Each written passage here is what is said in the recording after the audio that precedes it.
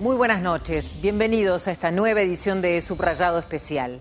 Más de 200.000 personas en Uruguay tienen algún tipo de discapacidad. Son personas que todos los días deben enfrentar obstáculos y barreras que les impiden libremente ejercer sus derechos como el resto de la sociedad. Hoy, en Subrayado Especial, accesibilidad, la importancia de un entorno sin barreras. ¿De qué cosas depende Andrea sí o sí? Sí o sí del respirador. El respirador está conectado a las 24 horas. ¿Qué es lo que disfrutas más? Lo que disfruto más en este momento es ir al liceo, estar con mis compañeros. Eso me gusta. El mundo no está adaptado para una silla de ruedas. El transporte metropolitano no es fácil. Hubo un chofer que me dijo, ¿a dónde va con esto? Yo le dije, es una silla de ruedas.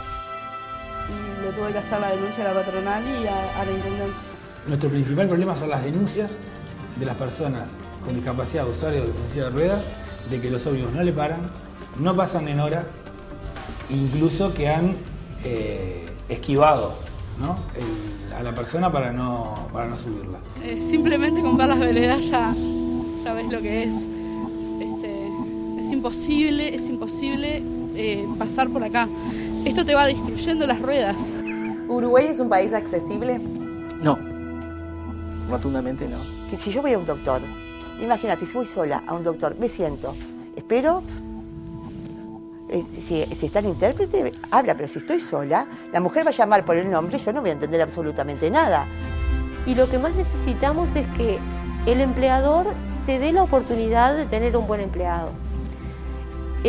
Con o sin discapacidad, un buen empleado.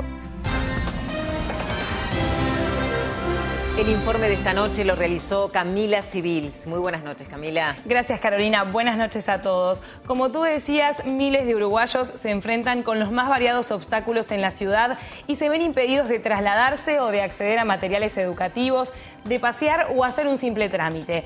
Por eso decidimos acercarnos a este tema a través de diferentes historias de vida que muestran el esfuerzo que hacen estas personas por superar esas barreras. ¿Qué vamos a ver entonces, Camila, en el primer bloque de este informe? Vamos a conocer la historia de Antonia, que es ciega desde que tiene 15 años y logró recibirse de psicóloga. Ella vivía en Flores y nos cuenta cómo la recibió la ciudad y qué limitaciones tiene en su vida cotidiana. Conociste también a Ezequiel, ¿verdad? Ezequiel tiene baja visión e hicimos un recorrido para vivir con él la odisea que puede significar algo tan cotidiano como tomarse un ómnibus. Vamos a ver entonces el primer tramo del informe de esta noche.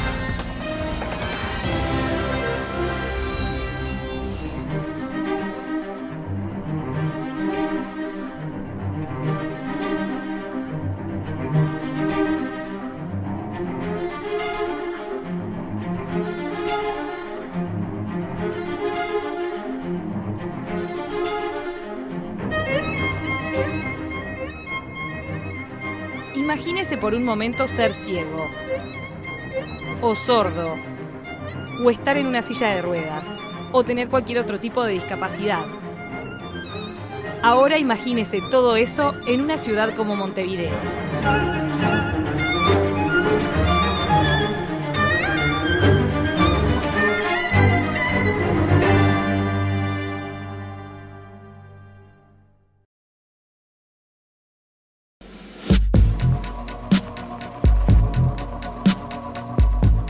En Uruguay, el 7,6% de la población es discapacitada. Esto quiere decir que unas 210.000 personas viven con al menos una discapacidad. En muchos casos, su situación socioeconómica e incluso su propia limitación física hace que se recluyan en sus casas. A esto se suma que nuestras ciudades no están adaptadas ni equipadas para hacer que la circulación y el acceso a los lugares y actividades cotidianas sean más simples y menos costosas. Antonia Irazábal es ciega desde los 15 años a raíz de una enfermedad. Vivía en Flores con su familia y se trasladaron a Montevideo para tratar su condición. Ella logró estudiar una carrera y convertirse en psicóloga. Sin embargo, cuenta que no le fue fácil. Cuando quedé ciega necesité venir a Montevideo por el tratamiento que recibí y también porque el único centro de rehabilitación en aquel momento para personas con discapacidad visual estaba radicado acá en Montevideo. Eso hizo que mi familia entera se viniera conmigo y fuera para siempre mi gran apoyo en esto de la discapacidad. Sin ellos yo creo que hubiera sido bastante más difícil poder lograr una inclusión como la que logré socialmente. Y bueno, mi forma de estudio fue a través de los libros hablados de la Fundación Braille y también por la generosidad y solidaridad de muchos de mis compañeros que estudiábamos en grupo, leían y bueno, compartíamos como todo estudiante un libro y un mate para un buen examen, ¿verdad? Pero para los ciegos no solo estudiar se hace cuesta arriba. Cosas más cotidianas, a veces impensadas para los videntes, son muy complicadas cuando además de visión falta señalización adecuada. Nuestra ciudad está muy llena de obstáculos, las veredas están bastante dañadas, las motos, como no tienen otra solución, estacionan arriba de las veredas, las obras. Montevideo es una ciudad en obra permanente, que puede ser muy buen síntoma de desarrollo, pero es muy malo para las personas ciegas que tenemos que utilizar el bastón para trasladar. El tema de los andamios, los desniveles, los pozos sin señalizar, todo eso, los espacios abiertos, las plazas, los parques que no están señalizados correctamente, se vuelven realmente una gran dificultad.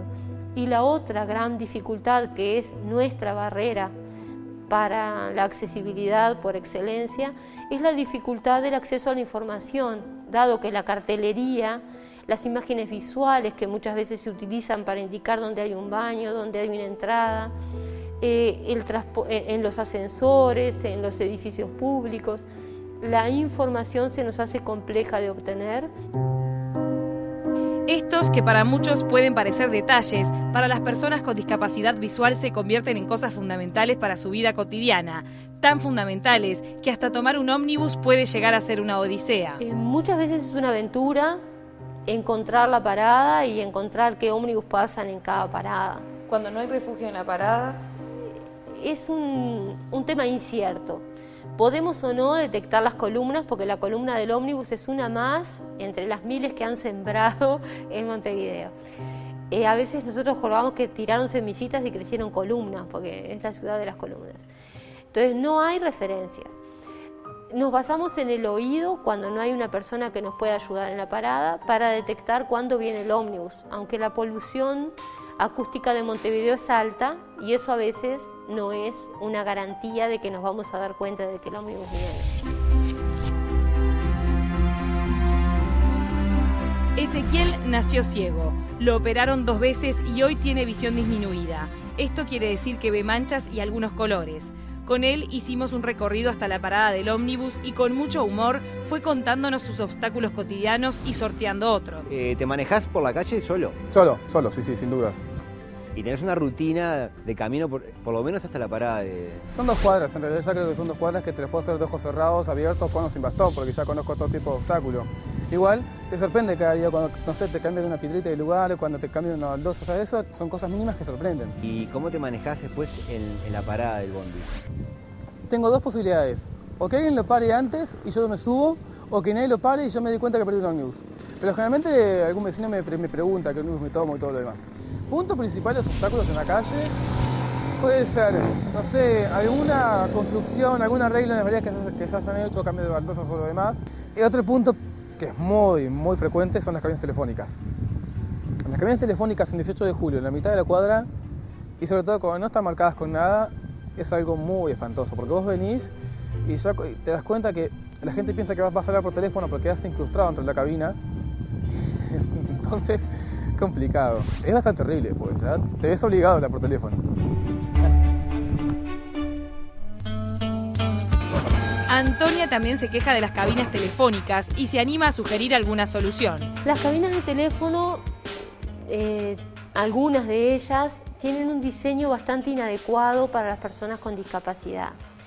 Esto porque tienen una base muy angosta y se ensanchan en diagonal hacia arriba, lo que hace que el bastón no las toque a la pasada y nos encontremos con ellas al nivel de la cara o del cuerpo, nos golpeamos con ellas.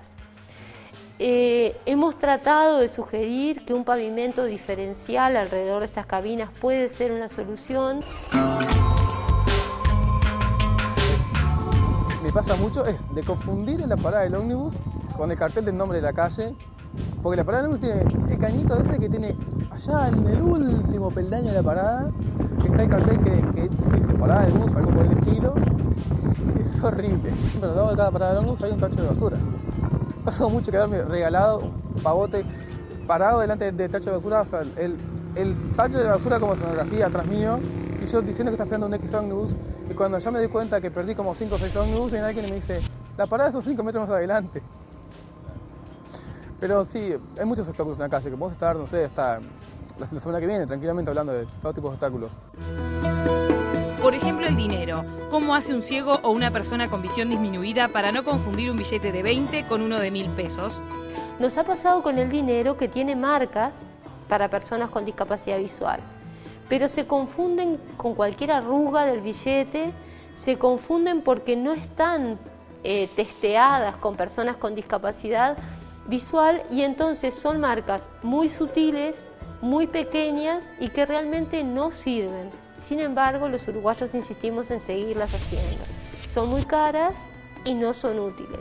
Lo que en el mundo se ha visto como solución es las que tomaron cuando hicieron la moneda europea, que a mayor tamaño, mayor valor. Pero eso es un invento porque en realidad no, yo no manejo euros por ahora. ¿Y qué pasa con el resto de los ciudadanos, los que tienen visión? ¿Estamos preparados para ayudarlos? ¿Somos solidarios? Hay un dicho que dice, hay de todo en la viña del Señor, ¿no? Pero la gente es rara, porque tenés al que te cruzas sin ningún problema, que ya sabe cómo cruzarte, generalmente son policías o médicos o alguien que ya está orientado, o si no tenés a la persona que directamente te agarra, no sé, te puede agarrar del cuello, del hombro, no sé, te puede atravesar el brazo, y no te cruza, te empuja. Y ese llega un punto que, claro, uno yo ya lo asumí, pero a la gente que tiene ceguera total le incomoda mucho. Porque un empujón así la puede llegar a dejar totalmente fuera de lugar. O sea, no saber ni dónde puede haber quedado parado. Pero en mi caso no, en mi caso, al tener baja visión, y creo que nos pasa a la mayoría, ya cuando te cruzan así ya sabes que, bueno, está bien, me dejó en X lugar. Y lo bueno que tenemos los que tenemos baja visión, que a veces gente cuando te cruza, te hablo solamente de este punto. Cuando te cruzas, si vos vas a doblar en la esquina siguiente, ya te cruzan y te mandan expreso derechito. Entonces ya cuando estás casi llegando a la otra esquina le decís, yo doblaba. Pero bueno, son cosas que pasan. Los uruguayos solemos ser mal lateralizados y tenemos un lenguaje bastante inespecífico cuando decimos andá derechito, andá para allá o para acá, que en realidad refiere a señas visuales que hacen con la mano y que nosotros no podemos ver. Entonces, las barreras se multiplican, pero también eso se ve suavizado o muchas veces desde el humor, tomado con calidez, cuando la persona tiene buena onda, se quiere acercar solidariamente a darnos una mano. Y bueno, entre ambos tenemos que hacer como un acuerdo de qué es lo que necesitamos, más allá de que lo que el otro crea que nosotros necesitamos. Yo he cruzado calles sin querer cruzarlas, no sé, he subido escaleras sin querer subir, porque el otro colige que si estoy ahí es para eso.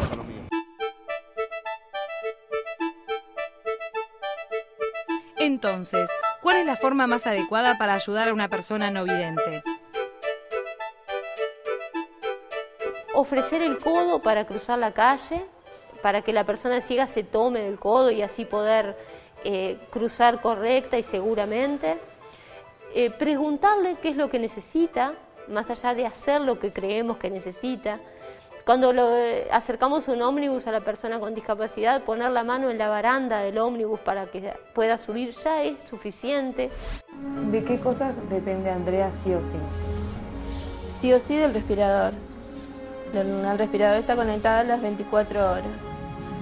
No tiene movilidad del cuello hacia abajo, o sea, no puede mover las piernas, no puede mover los brazos, no respira por ella y puede hablar, comer, como todos, eso es normal. ¿Qué es lo que disfrutas más? Lo que disfruto más en este momento es ir al liceo, estar con mis compañeros, eso me gusta. ¿Cómo haces para estudiar? Para estudiar, bueno, mi madre me lleva al liceo, yo me quedo con un asistente. Y por ejemplo, cuando ponen trabajos escritos, yo le digo lo que tienen que lo que tiene que poner y ella lo pone. El mundo no está adaptado para una silla de ruedas. El transporte metropolitano no es fácil. Hubo un chofer que me dijo, ¿a dónde va con esto? Yo le dije, es una silla de ruedas. ¿Y a dónde va? A Teletón. Y le tuve que hacer la denuncia a la patronal y a la intendencia.